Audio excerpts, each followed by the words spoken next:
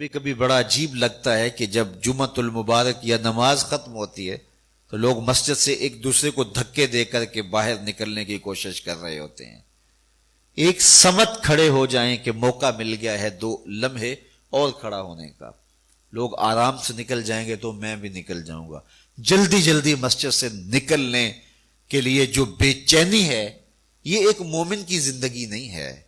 اس کا جی چاہتا ہے کہ جو ہے وہ زیادہ سے زیادہ میں مسجد میں وقت گزاروں. اور مومن ایک نماز کے بعد جب دوسری نماز کے لیے انتظار کر رہا ہوتا ہے مسجد میں بیٹھ کے, ایک نماز پڑھ لی تو گیا نہیں ہے کہ اب یہیں بیٹھ رہتا ہوں, دوسری نماز پڑھ کے جاؤں گا, اللہ کی رحمتیں چھم چھم اس کے اوپر اتر دیں. میرے اور آپ کے آقا و مولا نے ارشاد فرمایا من لم یدع قول الزور والعمل به فلیس للہ حاجۃ فی ان یدع طعامہ و شرابہ.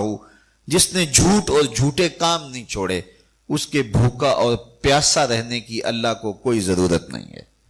روزہ صرف پیٹ کا نہیں ہے, باقی اعضائے بدنیاں کا بھی ہے.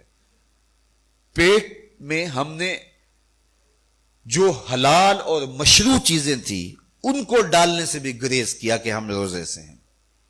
آپ کو ماہ صیام میں روزہ رکھا ہے, کوئی آب زمزم پیش کرے تو آپ کہیں گے جناب میرا روزہ ہے, جناب یہ مکہ المکرمہ سے لے کے آیا ہوں, ابھی عمرے سے آیا ہوں. آپ کہیں گے بہت اچھا, مجھے آپ دے دیں میں رکھ لیتا ہوں لیکن اب نہیں لے سکتا کہ میرا روزہ ہے.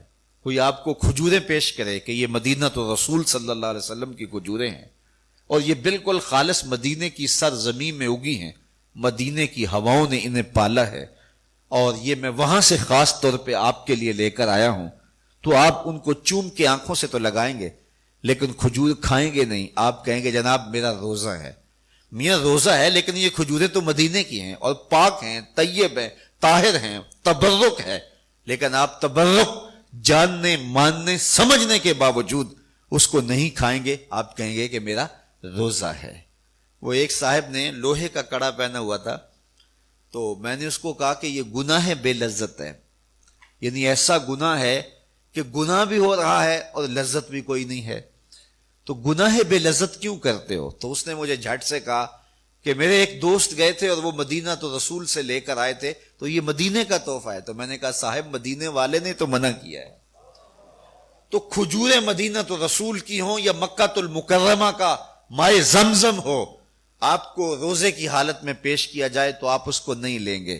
تو جو چیز جائز ہے, مشروع ہے, متبرک ہے, آپ وہ حلال ہونے کے باوجود بھی نہیں لیتے کہ وقتی طور پہ میرے اوپر ممنوع کر دی گئی ہے.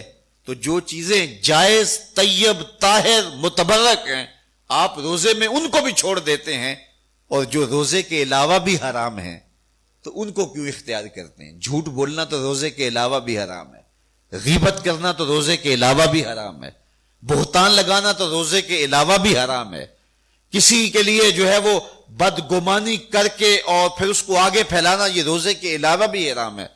تو پھر آپ جو ہے وہ روزہ کے اندر یہ اعمال کیوں نہیں چھوڑتے؟ روزہ کے اندر تو کچھ جائز امور بھی ترک کر دیے جاتے ہیں اور جو چیزیں روزے سے پہلے بھی ممنوع تھیں تو اس کو ہم کس طرح اختیار کر کے روزے کی حقیقت اور نور پا سکتے ہیں.